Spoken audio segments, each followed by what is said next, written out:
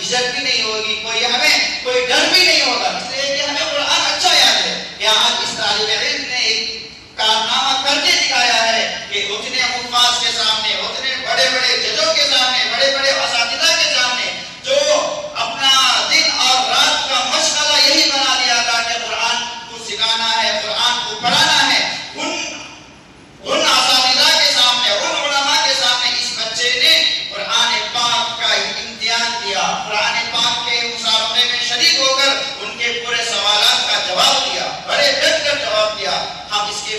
اس کے لیے مبارکبادی پیش کرتے ہیں، ہمارے مدرسے کے جانب سے بھی، ہمارے اساتذہ کے جانب سے بھی، ہم طلباء کرام کے جانب سے بھی ہم اس بچے کو مبارکباد پیش کرتے ہیں اور اس بچے کے حق میں دعا کرتے ہیں کہ اللہ تبارک و تعالیٰ اس کو دنیا میں بھی کامیابی عطا فرمائے اور آخرت میں بھی کامیابی عطا فرمائے، اور مرتے دم تک اللہ تبارک و تعالیٰ اس بچے کو قرآن کی تلاوت کرتے رہنے، قرآن کو یاد کرتے رہنے کی توفیق عطا فرمائے۔ ساتھ ہی ساتھ میں یہ بھی دعا کرتا ہوں کہ جن اساتذہ نے اس کے پیچھے اپنا وقت لگایا ہے،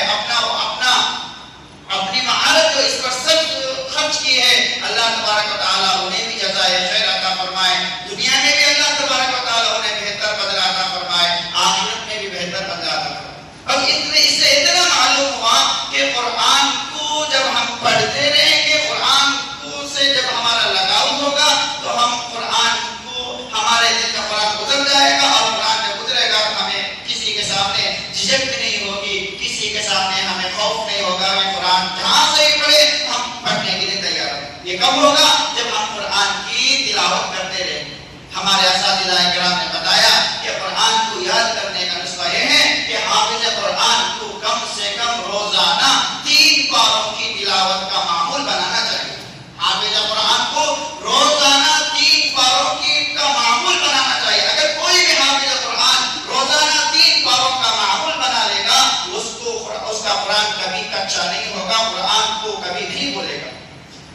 یہی وجہ ہے کہ بہت سے ہم حفاظ دیکھتے ہیں کہ جہاں بھی پوچھو ہر جگہ پڑھنے کے لیے تیار ہے، کیوں؟ انہوں نے اپنا یہ معمول بنانا ہے، اور جن حفاظ اکرام کا یہ معمول نہیں ہوتا ہے وہ جھجکتے ہیں، وہ ڈرتے ہیں کہاں ہمیں یاد کہیں بھول جائیں، یہ اس وجہ سے کہ انہوں نے اپنا معمول نہیں بنایا۔ اس لیے میرے بھائیوں، میرے